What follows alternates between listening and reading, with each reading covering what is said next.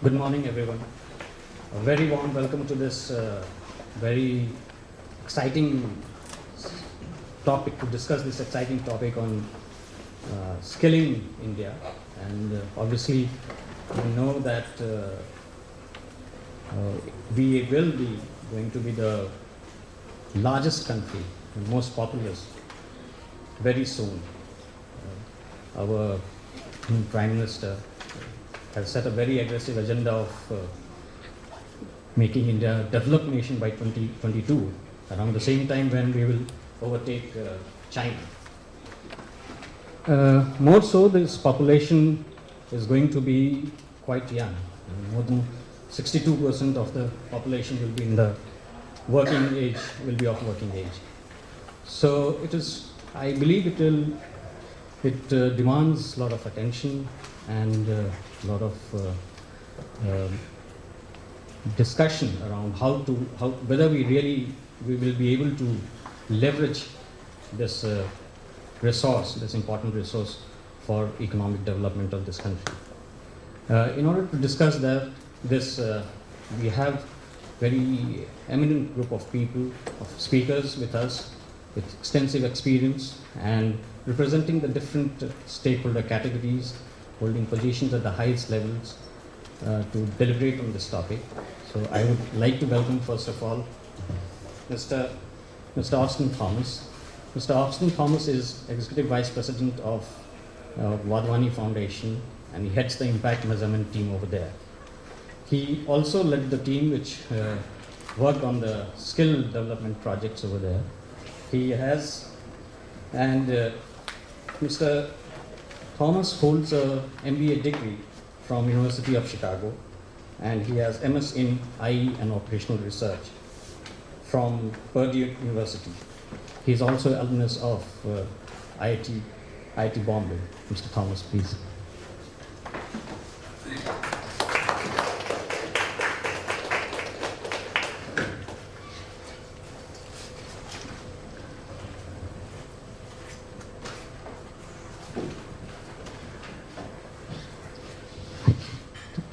I now welcome Mr. Prerit Rana.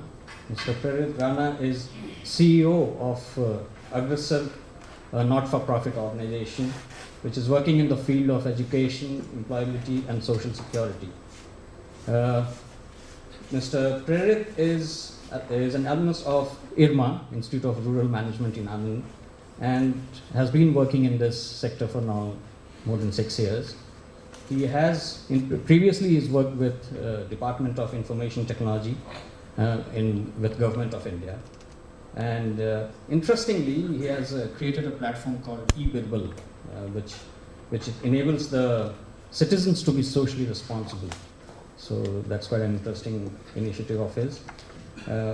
He, as part of Aggressor, he has led the team which works on employability and has direct experience of executing programs on skill development.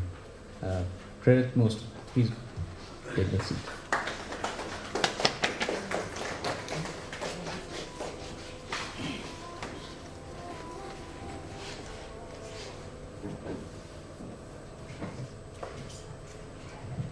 Thank you.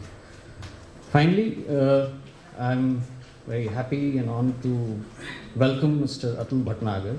He is former Chief Operating Officer of National Skills Development Corporation, and he's been a banker in past with more than 2 decades of experience in banking at the global level,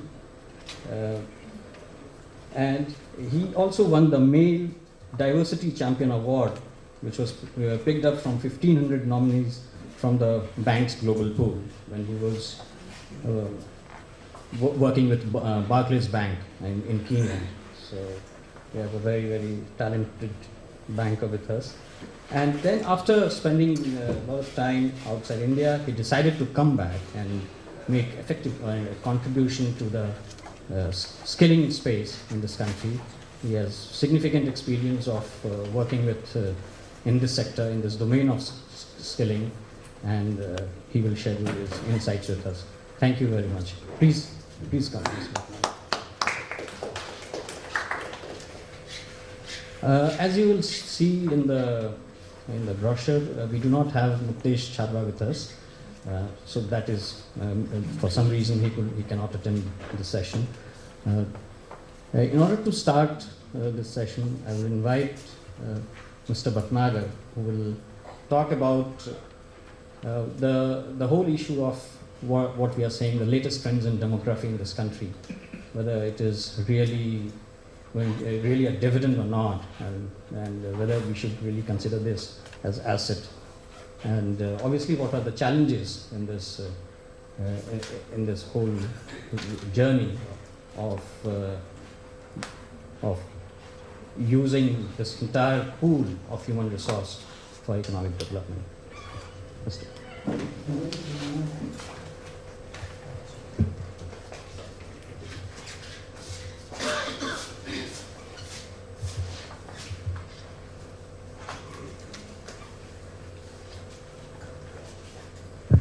Thank you, Brajesh. Very warm welcome to the audience here. Now, just wanted to kind of unravel this demographic dividend that we keep talking of. Now, to understand what's happening in India, I mean, these are some 4 figures from the 1990s to 2021. Now, the medical fraternity won't like to look at this way. It was very flat-chested, broad-chested, stomach-in kind of a dividend that was there in 1991. And it's coming to a bulge that's coming out. Now, this is what the economists and the demographic consultants and experts would love to see, that a very young population of India is coming into the workforce to be there for the country's progress and to take the country forward. Now, as Brajesh rightly mentioned, India is going to be the most populous nation, and along with that, India is going to be the youngest nation also. The average age is going to be 29 years by 2020. China will be 38. Japan will be at 48. And EU will be at 45. I'm told in Japan there are more adult diapers being sold than baby diapers. So that's the state of that nation. And we are going to have a very young country coming up. At the same time, in the world over there, it's going to be a shortage of nearly 55 million people in the workforce, and India will have a surplus of 47 million. So there's a very big, let's say, an opportunity to be exporting skilled human resource for which we have no dearth and no shortage ever going to be. So this is what is going to be the demographic dividend in due course. Now, there is that danger that if we do not skill this young workforce, then it can become a demographic disaster. And as you can see on the slide, the black and white, suddenly the rupee symbol has becoming a sickle symbol, might be used for violent purposes. Now, what do we need to make this demographic dividend happen? And why should we even look at skilling? If you look at skilling, or rather look at how various developed nations have progressed, and of course US kind of stands out at the top. But I would like to take your view into South Korea basically. In the 80s, South Korea was not really seen as a major developed nation, and today you will have at least one product in your house or in your pocket from South Korea. There are 95% people in South Korea are skilled. In India, that percentage is less than 5%. That is the gap that we are seeing right now. So, along with the skill development, we are also talking of productivity, etc. So while we are chugging along, we are producing, we are saying 7.5% economic growth, etc. We're talking about disparity of income and financial inclusion, all kind of things. But look at the scope of whatever population is there right now in the workforce and producing. If they have become more productive, then what the country can bring to the, what these people can contribute to the country's GDP. So there is a direct correlation between the skill development and productivity. The problem we are seeing, and I would like to differentiate, even though I don't want to because I'm a product of higher education here, but I do see that there is a difference between skill development and education. And typically in India, more so. Our education is very input focused. I mean, there is a set of educationists who decide what to teach, when to teach, and how much. And thou shalt move from one class to another only after 12 months, and subsequently another 12 months, and then there will be an exam in between. In physics, if I have to teach heat, conduction, convection, radiation, thou shalt be taught in class 10, and so forth. So that's what I said, input focused. What skill development is outcome based, anything that can get a wage employment or a self-employment. And this may not really come through 12 years of education. So what you get out of 12 years of education, actually in 12 weeks of skill development, you may be able to achieve a wage or a self-employment. Why? Because the industry demands so. But if you ask the educationists, they say that new graduates, 83% of their graduates are ready to work in industry. If you ask the industry, they say they are unemployable because they don't have any employable skills. Say for instance, and this is not to deride anybody who's doing commerce and BCom and all that, but when a BCom graduate comes and gets his or her degree and approaches somebody for employment, let's say a small retail shop, somebody running 10, 15 people, a small retail outlet somewhere. And the person says, okay, what can you do for me? The employer asks the question. And the person says, I'm a graduate. Okay, fine. What can you do for me? I know commerce. Again, what can you do for me?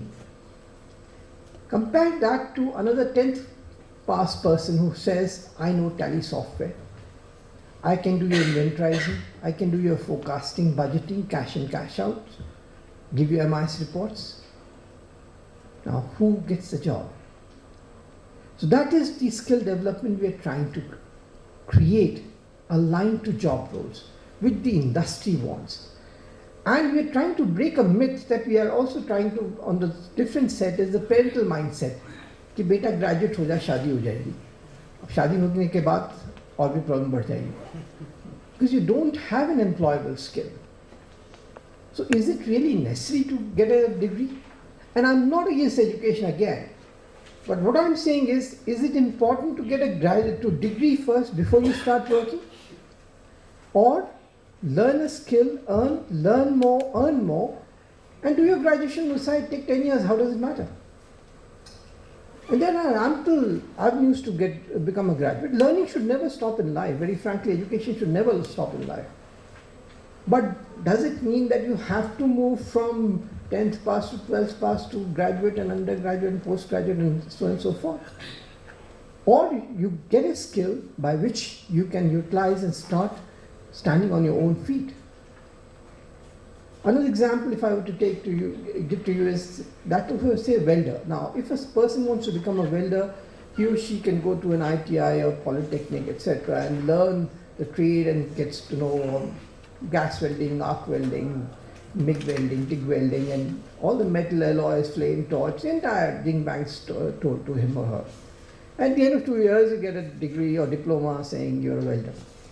Now, what the industry requires, let's say a Maruti production line, is a person who's standing in part of the production line, and a chassis comes in front of him or her. He to put 9 welds in 2 minutes, timeliness, quality, and precision. That's it. If the person messes up, the productivity of the company comes to a halt actually. Now, in order to do this time and again, because chassis moves, another chassis comes, 9 welds, chassis moves, so on and so forth.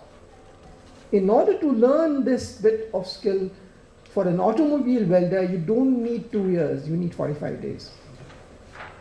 And that's why I said 12 years of education versus 12 weeks of a particular skill aligned to the competencies that are required by the industry. And later on, that person might just get 8,000, 10,000 rupees for this particular job, but the person is hungry. I mean, he may be an 8th pass, 10th pass, whatever pass he may be. That person's got that craving now. Okay, look, I've got this job. If I let go of this, I'm back onto the roads. And that learning, that yearning, both of them can really take him forward, because he or she then starts moving up down the production line, over a period of time becomes the production supervisor, maybe become the production manager. The company starts taking interest in him, in that person's output, and want to create a career for the person. So that's what we're trying to do now. Short-term courses aligned to the industry, which is, and again, we have asked the industry now. So we've got these sector skill councils, there are 40-odd sector skill councils. So there's a council for healthcare, there's a council for infrastructure development, for pharmaceuticals, for textiles and banking and IT, and the number of these sector skill councils. These are industry experts at the CEO level sitting there. Let me just talk about the healthcare council. It's headed by Dr. Naresh Tirhan. Everybody knows, well-known surgeon, well-known medical practitioner. Under him comes a kind of governing council where there is a CEO and set of other CEOs who are representative of that sector. So the dental association and the medical association and the small hospital, the big hospital, and pharmacists, all are represented there. They sit down and say, what is the functional map of my sector? What are the jobs required which represent 80% of the industry, 80% of the jobs? And then they decide, okay, ward boys, what does a ward boy need to know? What does a nursing assistant need to know? What does a home health care need to know? So these are industry people deciding what job roles are there, what are the competencies required, and what is the assessment criteria. So what do we have? The paradigm shift we had created in NCC was the jobs are decided by the industry, the job roles, the standards by them, competencies by them, and the assessment criteria by them. So if a person goes through that system, why should a person not become employable? Doesn't mean that the person gets employment, but that's a personal decision. I mean, you want to go higher studies, more than welcome. But at least you get an employable skill at the end of the day. So that is the, let's say, solution that I envisage should work for our country, for this young population that's coming in. What we need to change is a lot of mindsets, especially the parental mindset, because they are the sponsors of those kids. So thank you very much. I will be open to questions, but we'll carry on.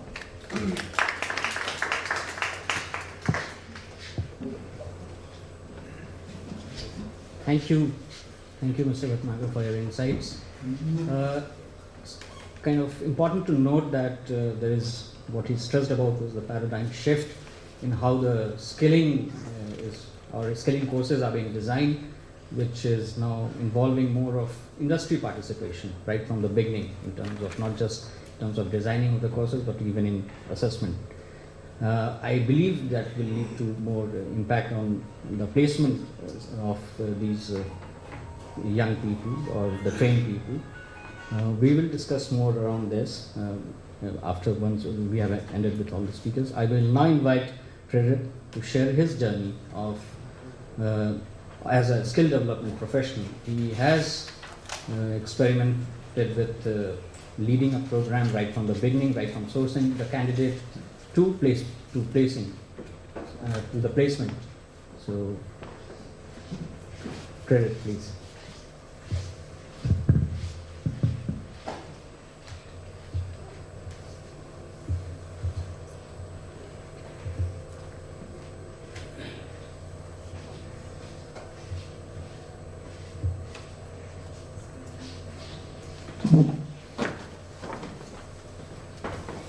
Good morning. So, like most of the people born in 1980s, I also started my career as an engineer. I was working in a manufacturing sector, in an electronics industry, a company in electronics industry, and the biggest problem I was facing is to get right people for the shop floor.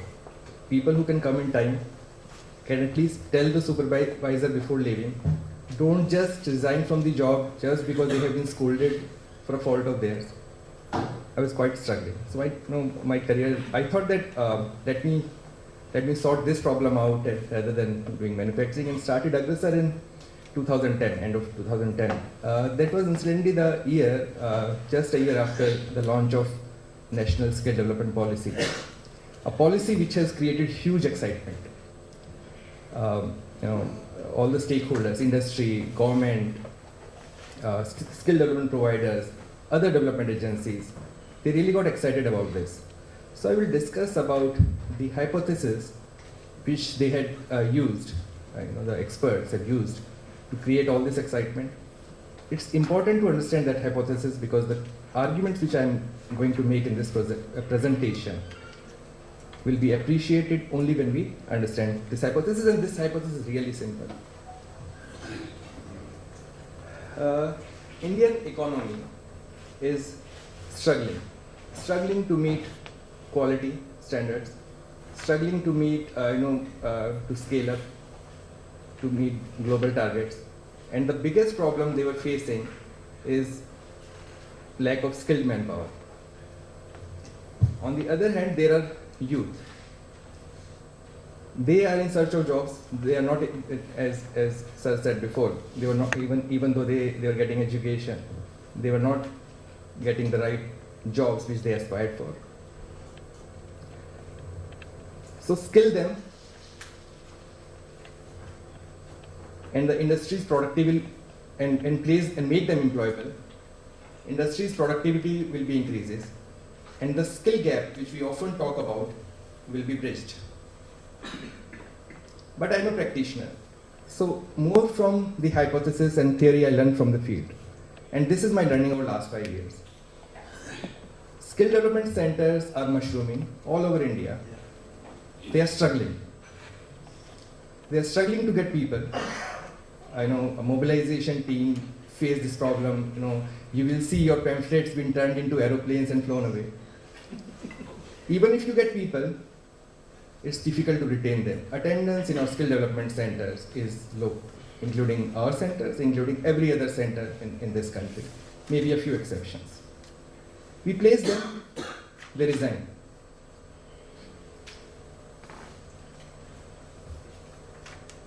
This bridge is sinking. So we'll make, as Vijay Mahajan said in the morning, it's important to see our development theory. What he is looking after 3 decades, I want to look now with half a decade of experience, which might sound audacious, but I think let it be. Maybe it will help the skill development, the employability scenario. So my first argument is skill development is not enough to make people employable. Skill development is not the only solution. Just to give you an example, there are around 1 lakh women in Gurgaon. These are wives of migrant laborers, people who are driving rickshaw, street vending. You skill them, they will still not go for jobs. Set up crèches, daycare centers, many of them will go for jobs. We are working in Raigad as well, in Maharashtra, wherein there are a few villages wherein you find people speaking in English, you find people with good computer skills, you find people with sort of employability skills. Many of them still are not able to go for job because there is no transportation. So and it does not make financial sense to them to go for a job of 7,000, 6,000 rupees when they are spending that in transport. And youngsters at the age of 18 to 20 don't understand don't think much about future. They think about present, and which we have to appreciate. So to save this bridge from sinking, we need to focus on institutional factors. Safe, secure housings. Women are not allowed to go for job not because they are not skilled, they are because their husbands do not want them to go for job. What's the family response? What's the change there? Child care, as I spoke, affordable public transport, health and well-being. We did a research in automobile industry and found that they are not given safety equipments. It's like blanket, no industry is providing safety equipment. In such a scenario, where harsh conditions, wherein they are working for a shift which is 36 hours, they are forced to work in a 36-hour shift. no provision of health and second is, my second argument is 93% of people work in informal sector. 80% of people who are working in informal sector do not get minimum wages. This is not what I am saying. This is what NSSO says in its latest report. So, labor demand factors. Employer attitude. How can you make a person work for 36 hours because your earlier employee has not come, the next employee has not come, so you want to meet your production targets. Nature of contract, the biggest employers, the branded ones, the foreign employers, they have workforce which is not registered. Yes. They have casual labor. Wages, as I said, 80% of informal sector workers do not get any wages. Shift pattern.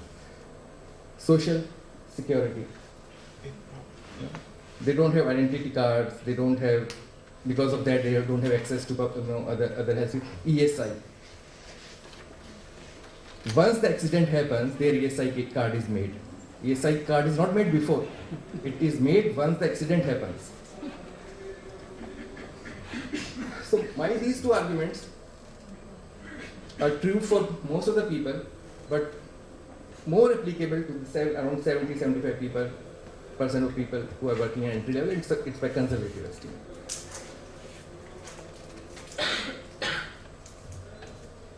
Now let us come to skills, which is the bridge. These two are the pillars, and let's come to the bridge. I have spoken to more than 100 employers, maybe 1,000, and asked them one question. What are the things, what are the skills, what are the competencies you want you see in your people, in the candidate, while hiring? They say without fail, honesty, discipline, willingness to learn, and willingness to progress. These are not skills. Yeah. These are personal attributes which do not come through skill development center, which do not come through 12-week program. They come from parenting and schooling. I want to highlight this point because in the current budget, our education has been cut. Spend on education has been cut because we wanted to spend on skill development. Skill India is also part of it. I'm not saying that, I'm not rejecting Skill India. I'm a skill developer. I'm a proud skill development professional myself. But I don't want to do just skill development. Now let's come to the industry. And to understand the role of industry, I would like to bring in the most fundamental law of economics, which we all study in school in our management program. If demand remains constant and the supply decreases, the equilibrium price rises because there is a gap, there is a shortage. If there is a skill shortage, as people say, wages should increase. Why is it not increasing? Why is it that government is spending public money on skill development program and the industry is forced by the budget to do that? The budget says, the 5-year plan budget says that you have to spend 2% of your payroll fund for skill development. They are forced to do that because there is no study which says through skilling productivity increases. It might be true, through skilling productivity may increase, but there is no, the industry does not understand that, especially tier 2, tier 3, tier 4 industries, the smaller ones, which employ 93% of our workforce. Also, there is no proof that after skilling, these people, our students get a higher salary. There is no proof like that. there are certain roles, right? There are certain niches wherein you require people with a lot of skills. But for most of the roles, for example, retail sector, you do not require knowledge of retail sector, you do not require skills, competencies of retail sector to get jobs there. You need basic attributes, personal attributes to be right, those transferable skills like decision making, listening. Once an employer told me that you just give me people who listen. I don't require others. Then why so much, spending on skill development? Because industry is getting a conduit to get labor, right? And as per their demand. So friends, as I said earlier, and Mr. Vijay Mahajan rightly put it, we need to understand the problem before finding the solutions. So let's try to understand this problem. And if we have to understand this problem, we have to look at the whole ecosystem. Making change is difficult. We have to shake up the existing equilibrium. The existing equilibrium has strong foundations. Right? Skill India is a very nice step in that direction. Right? But it's not the only thing we should be doing. We should focus on employability, and skilling is not employability. There are other aspects, as I said, institutional factor, labor demand conditions. So we have a long way to go. Thank you. Wow.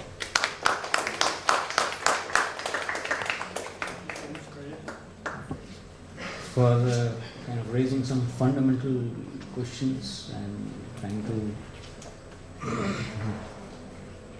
ignite our minds. What are we doing and whether we are doing whatever is there in the ecosystem right now is really in the right direction or not. Although at the end you definitely sounded positive. Still, it's very, very right that we need institutional support factors as well as the labor demand factors to couple with this skill development program.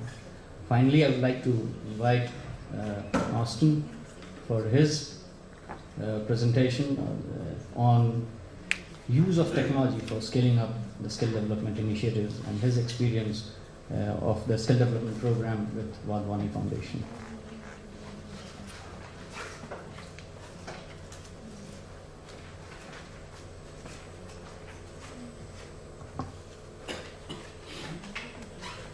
Thanks, Paresh. Atul and Prerit have made some excellent points. So I've got some points that overlap with what they have said, but I'm kind of going back to the basics in some of this, and we'll just try to put a few points, maybe go back to the basics of what skilling involves.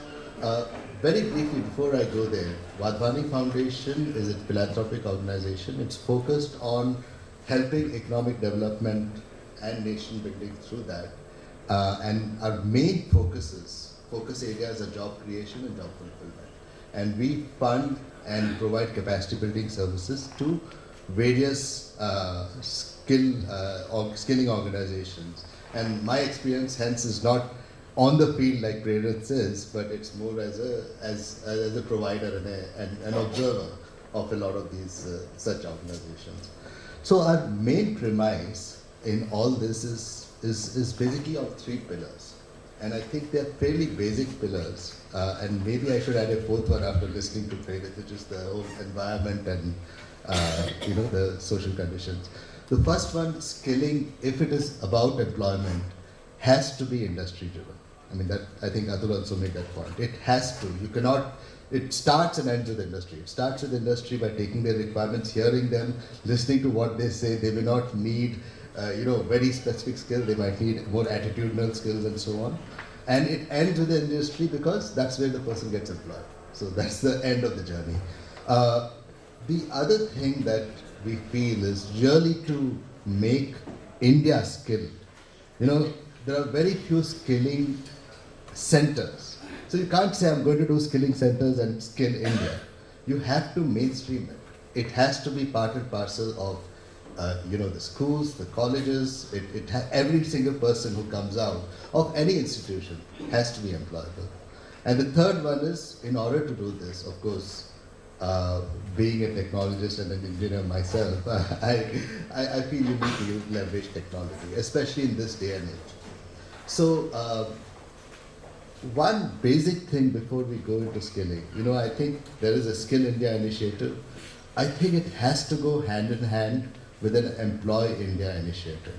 Because if I look at, GDP growth, which has been a healthy 7% or more, if you look at job growth, it's actually pretty much been a jobless growth.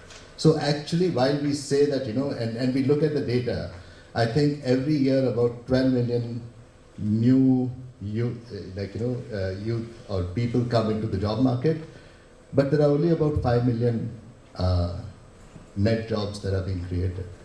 So what happens to the other guys?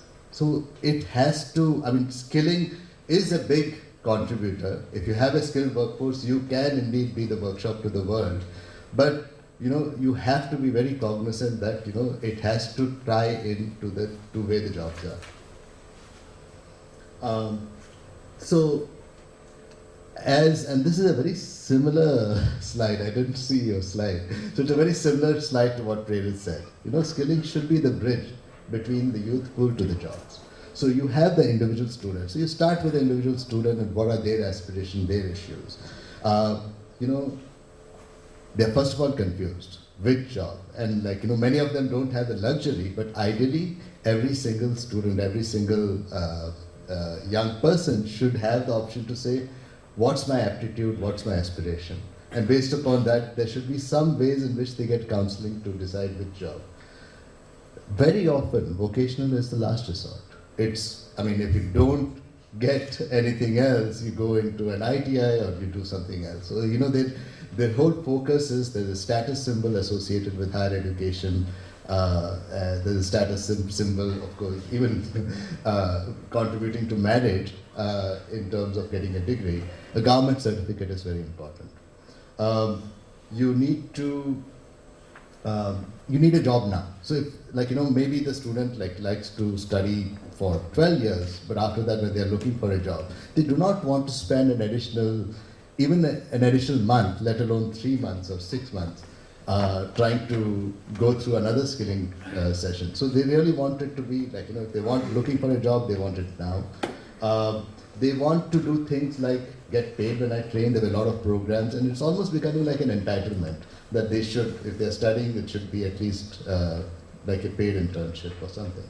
And many of them would like to earn while they learn. That's not very common, but I think it's getting more and more common where they actually do a job on the side, or they're compelled to do a job to sustain themselves.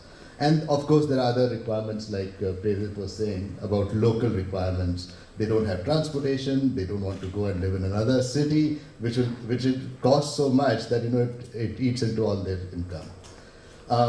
So if skilling is a bridge, it's again what you were saying earlier. Will they get a better job than they otherwise would have? It has to be. Otherwise they will think that, I've spent 3 months and for what? Like a person who didn't do all this also got the same job. And the last one is the employer. You need to, while this is very focused on the individual student, you need to, what employers look for. So again, like you said, talking to various employers, they are saying that, I don't need a person who necessarily has only the vocational skills or the technical skills. I need a person who's ready to work, who has the communication skills, who has the attitude, who's got the soft skills to actually be a good worker. They obviously, even however much you might train a person, they will do some additional training and investment. So their interest is really to make sure that the student actually continues on, the person continues on, and has growth potential within the organization. So again, I'm going to take a step back and say what is our thought process in all this. I'm not saying we're there yet, we still have a long way to go. But if you look at the life cycle of skill development, we talked about mobilization. And this often is the hardest part. Really getting, butts in seats, so to speak. That's the most difficult part. How do you actually get the people to actually join the skilling program and be aligned with the kind of job that they want? You don't want to get someone who's not going to, take up the employment or drop out if it is not aligned. Secondly, the training has to be engaging. It has to be experiential. It cannot be textbook training. It has to be something that actually gets them ready for the job. The challenges are teachers. Getting good teachers is always a challenge, and attrition. I think we talked about it, how people drop out. The third one is certification. So at the end of it, if they don't have certification, they are skilled, but there has to be a system of certification that is credible. It has high quality and consistency, and it's recognized by the industry, and the industry pays a premium for it. I think that alignment needs to happen. And otherwise, you will have the same situation where you have the industry hiring the students without paying them anything extra. Of course, it all ends, and the most important thing is placement. So ideally, like programs, what we have seen is programs which work backward from placement. So rather than mobilization, you actually first align with the employers and make sure that there are jobs, they will hire, they understand the requirements and run your program accordingly. It needs to be high quality, it needs to be local, and all the things that we talked about earlier. And the last thing, but it's often ignored in many of the current skill programs, but retention and growth.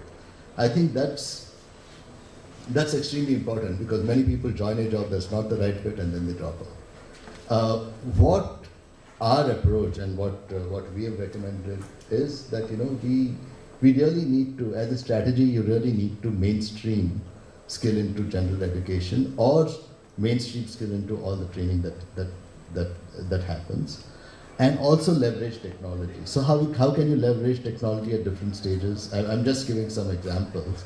You can have counseling tools at the mobilization stage. You can have e-learning, ICT, and a learning management system to help do the training.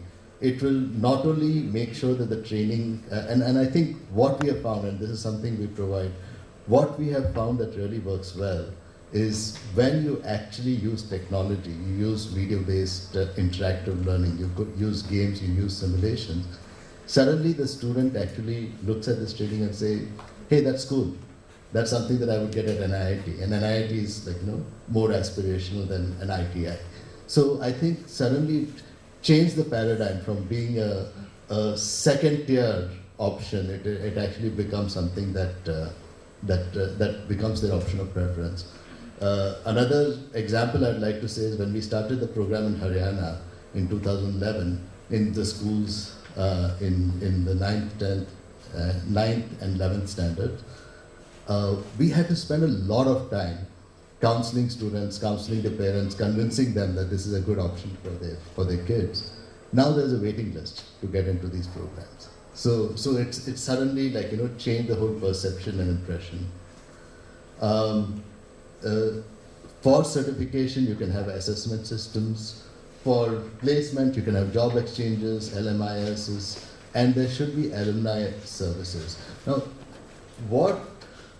one of the things, and since this is also about impact measurement, one of the challenges I think we face, and a lot of people face, is once students graduate from the courses, they fade away. It's very difficult to track them. And I think we really need to come together and figure out, if you want to really measure impact, you need to figure out what are these guys doing after they leave your institutes, after they get a job, and not only that, after 3 months after they get a job. Are they still in the same job, or have they gone back to being unemployed? So I won't spend too much time on this. This is basically a standard school and college system which follows the National Skills Qualification Framework. We have one example of mainstreaming skills into general education is to include it in high school in 9th, 10th, 11th, 12th, which is the school program that's been running. And then you start in year 1 and year 2 of college, which gets into the community college program, which actually, when they graduate with a certificate or an advanced diploma, they actually are ready for jobs. And it maps to a certain job role that they are qualified to do. Again, this is another example of what we have been doing. Sorry, it's a bit misaligned, but basically taking inputs from the government, working very closely with the government, industry, and academia. We have actually built these job-oriented courses, which we felt it's taking time, but we feel has been transforming the way students actually look at training and change the perception of vocational training. And again, I think it's a different take on what Prerit was saying. Skilling is not a standalone thing. So in order to do that, I think this is just an example of what we do, but I think we need to think about the problem in this holistic sense. It needs to also involve job creation, and we have a program for that called National Entrepreneurship Network. Skill Development Network, which actually develops skills and runs the skilling program, including people with disability. Research and innovation into these areas, and also policy is all very important. So with that, I end.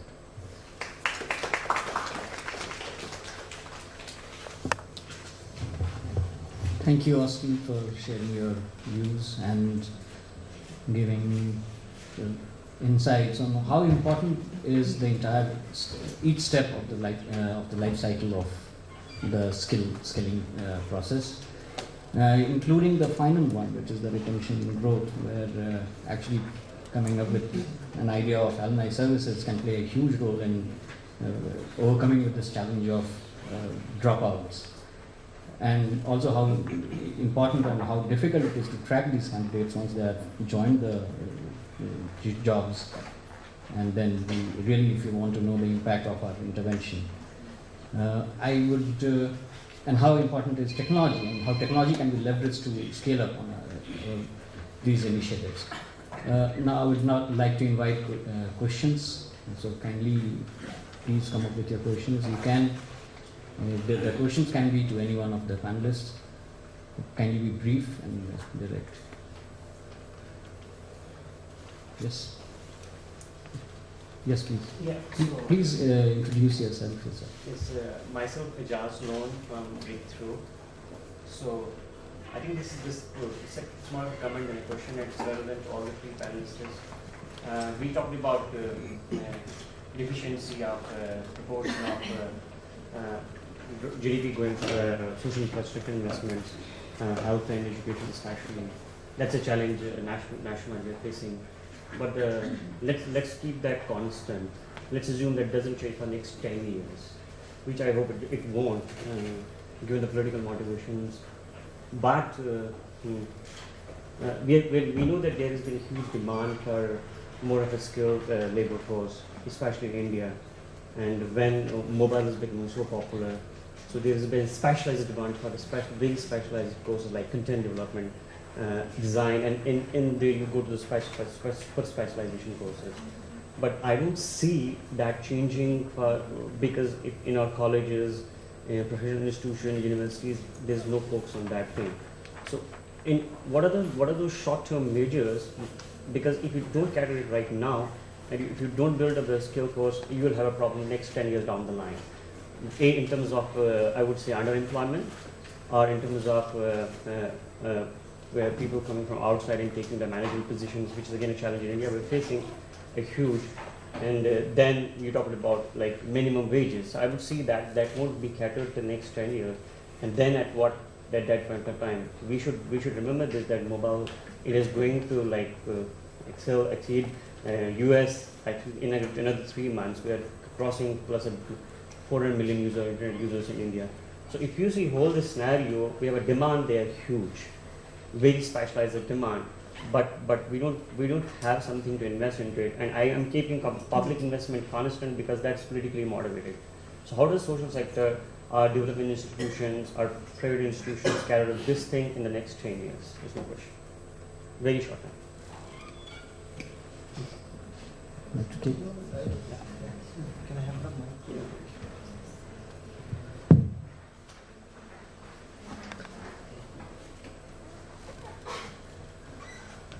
My take on this will be a little different from public opinion. So, you talked about very specialized field and you gave a certain example. This can be generalized for other fields also. For example, pharmaceutical industry, medical care, engineering, robotics. And definitely, as I said in my presentation, there are certain niches which are to be filled in. For example, and for that research and innovation is required. You cannot trust sector skill council if it's just a one research body. Where is it fighting? Where is it competing against other research agencies? You are making certification through sector skill council compulsory. Is it the way to go? So one point. Second is most of the workforce, even by these new age employers, Flipkart and all e-commerce. For most of the roles are for delivery boys. Yeah. They don't want skills; they want bikes.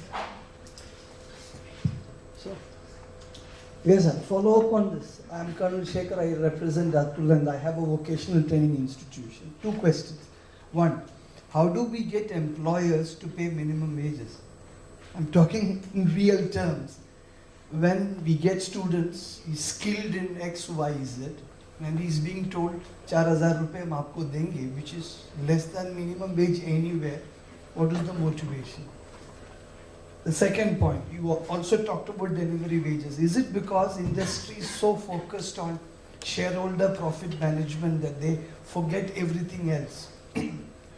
Everywhere the measure of whatever the company, even in the regular sector, those 8% which we have, whatever jobs, is focused on how we can maximize shareholder profitability, and the shareholder is only interested in what he gets short term.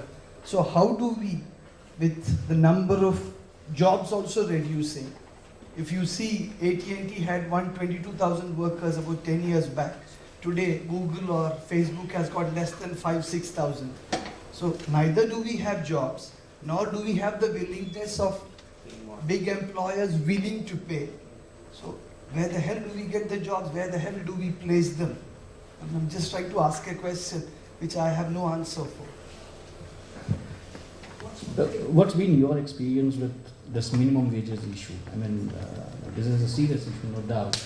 If employers really want skilled people, then they should be ready to pay minimum wages. I mean, minimum wages is the minimum thing that Yes. one can guarantee. So both, I mean, in terms of, and even when as part of NSDC you were dealing with different kind of employers and placement agencies, what has been your experience on this issue? Look, in India, one thing that we all kind of suffer from is whenever there's a law, you find the loophole first. So the moment you mandate minimum wages, there will be something that will go wrong with it. Now, the proof of the pudding is in eating it, very frankly. Now, I mean, I can talk from my own example. I mean, just because I was from IIT doesn't mean that I should get a higher wage from a person coming from NIT. You know, that's not done. Doesn't happen on ground. The IT guys get it, sir. There is this brand value which drives you through. Correct. And, So and there is a remarkable confluence of IIT guys who bring you up. Let's face it. Let's not beat around the bush and say that it's not. No, I'm saying that. I'm Yeah. saying that. I just had the eye at the right place. If I had from ITI, nobody would have looked at me also. So I fully agree with that. But the fact is, 2 years down the road, and we are seeing that. We did an impact study with this and Deloitte and all that on all the NSDC people who got absorbed in waste jobs. Yes, they did not get the value for skilling. 1 year hence, those who retained, and there were people who there was attrition. We are not saying that this is bad and that is bad and that is even worse. There were people who were giving 32% increases in salary for the skilled work. At first, nobody is going to, I mean, that's why when I took the IIT example, is nobody saying just because you got this brand and you got NSDC trained or you're a skilled worker, therefore you should get, instead of 6,500, you should get 8,000. No. you have to produce on the ground some value for the employer to be able to recognize and give you the extra mark. And that comes after 1 year, No, and sir. maybe sometimes 2 years. No, sir. The key point is, will I get my minimum daily wage or not? No, not That- in. No. That answer, throws up lot many other things. Means the guy comes up and says, मुझे daily veg करना है, मुझे क्यों सिखाया, 3 महीना क्यों मैंने ये सब किया है? Yeah, So because it there becomes is a chicken and egg story again. There is There- no patience. there is a greener With the field. first 6 months, we lose it out. There is a greener field later when you translate. That's what our impact study is showing. I'm not trying to make this answer. I've got it's valid results of people who were interviewed and who had some 10,000 people. They were taken into confidence and they were asked this question. A lot of people had gone away, but those who stayed back were showing that value. I'm saying again, the proof of the pudding in is training it. No amount of job mandation, no mandatory making, minimum wages. Everybody knows what minimum wages. Everybody knows they're flouting. Now tell me, should the Supreme Court take action, or government should take action, or the state government take action? Who? Nobody is moving on that count. The fact of the matter is, if you show that there is a higher wage coming through and that word of mouth goes all the way back and it will work. Same thing, Vadhani Foundation, when they started off, there was not, today there's a waiting list for their enrollments. Why? They have proved something on the ground. And that proof has to become more and more around the place. Second thing that should be happening, and we are trying our level best to do, a set of people are working on this, is if a bank is to give a loan for a new project, can the bank ask the question, what is the number of certified skilled people in your workforce? So if you're going to construct a building, how many of your masons and carpenters and your electricians and your whatever is your ring bank, how many of them are certified, skilled? If yes, I will give you 0.5% less on my loans. If the industry itself, now I was working in Tata Motors, there are 3,500 parts in a truck. Only 500 are made in Tatas. The 3,000 also are sourced from SMEs. If Tatas were to ask you, look, I'll renew your contract only when I see that your people are skilled, what will happen? That will bring in that wave, and that was saying it's not an overnight problem. It's taken 60 years to reach where we are right now, and we are trying to solve the problem before 2020. Let's see. I think we have time for one final question. Organizers have already shown me the card. So Can I just ask a question? yes, please. This is my name is Dr. Madhu Sharan, and I work as Senior Chief Operating Officer in Hand in Hand India, where our main goal is to provide job creation through skilling. We deal with 12 million women, and so far in the last 10 years have created 2.8 million jobs. Why I'm giving the statistics is that we deal with the age group of women who are 35 to 60, and which is why I'm bringing the gender perspective here. And good that Prerit and Atul also touched a bit upon it. So we hear so much about the demographic dividend, industry, youth. We somehow don't speak so much about women, and women also in the age group of 35 to 60 who in rural India, they have married their children off because they get married early. They are a very good potential because they are eager to learn, contribute, and what we do, and we've argued with NSDC for the last 2 years and thankfully have got a huge project to skill 5 lakh women across 5 states by giving them skilling and, as all of you have pointed out, employability. And our model is self-employability through giving access to finance and transportation soft skill. My question is to Prerit and to Atul, what is your experience in skilling this category, huge important category of women who are in the age group of 35 to 60, eager to contribute, eager to learn, and at the peak of their career, so to say, in rural India?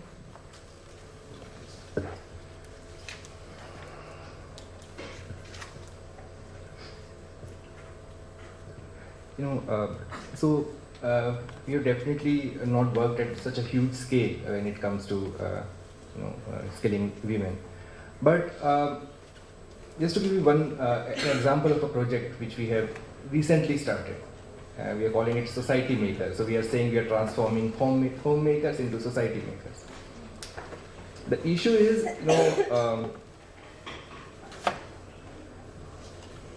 I don't know, I might sound like a little gender biased or very, women, as my experience, women holds very high in all the personal attributes I talked about, on the transferable skills I talked about. I feel they are more skilled than men.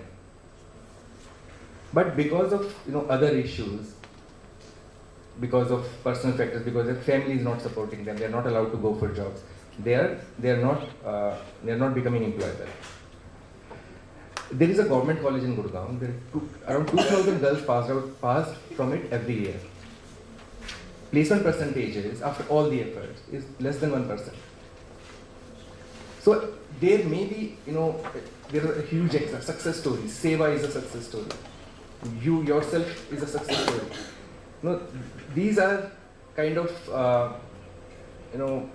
oasis in the desert. To enhance this impact at a large scale, we need to work on all the strategic points. Right. So this is what. In terms of this specific issue, we have executed one project on skilling or kind of training women for self-employment, on a large scale actually, in one of the 3 districts of UP. So the key thing over there is because it is self-employment, it's not really employment program. So the advantage would be that if you follow the principle of clustering, that will make your life a bit easy. Because if you focus on one product, all the other systems that you have to evolve will be around that one product. So your per unit cost or the systems, etc., will be less complex. While if you diversify your product, you diversify your kind of different training and different trades, then obviously the challenge will be immense. Second, when we kind of think about self-employment, we think that that particular person will do almost everything, right from production to marketing. That I believe is one thing to assume. Production is one function, trading is another function, logistics is another function, marketing is another function. So you really need to build up the right kind of institutional support mechanisms, especially if you're talking about such large scale, 5 lakh women all over the country, maybe distributed in 20 locations. Whatever, still, in the sense that it's a huge number. So I am trying to highlight that the right kind of institutional mechanism will be required, professional support, high quality professional support will be required. Yeah. So, So, please. Look, I've been a major propagator of this in terms of, I like these internet websites and all, they keep dancing and they nice colors and all that. But the fact is the target population that we're looking at, if there are 900 mobile phones and there are 300 odd internet users, then the 600 million that's lying in between is my target market. So they have a mobile phone and they have a vernacular things. So what we need to give them is access to reliable, consistent, up-to-date online information, and that has to be verbal. Because they don't know how to read or write, but they know how to speak and they know how to communicate. And that's where call centers come out very useful. That's where comes voice to text and the technology innovations, like where you can literally talk and get an answer on phone itself. And that's how these, as you said, along with clustering, you can keep these people attached to the main line to know where the main market is to sell. For a farmer, if you tell him 5 things, when to sow, when to reap, what choice of seed to take, and what kind of soil analysis to take, and weather pattern and nearest mandi, your productivity will double. Discount the middleman, that's it. Same thing happens for women, where they are extremely intelligent in where they are working, except they don't know where to go next. And that information, that knowledge is given to them on a really up-to-date basis is going to make the difference. They'll find a way. You don't have to kind of hold the hand and lead them through. That's my take on that. I think I really need to wrap it because the next session is pretty much waiting for us. Thank you so much. It's been really, really interesting. I mean, the fact that it's people are waiting to still raise questions. Overall, I believe the session has been able to raise some of the fundamental questions regarding skilling India, whether it's in right direction or not, whether skilling just the current strategy is good enough, whether it needs to, and how it needs to be complemented with other supporting factors like institutional support factors, how technology can be used to reach the large scale upscaling in the upscaling process. We have set a target of skilling. The new strategy, the new policy sets a target of skilling minimum 300 million people by 2022. So it still remains a challenge, but we have a lot of positive examples and we look forward to it. Thank you once again.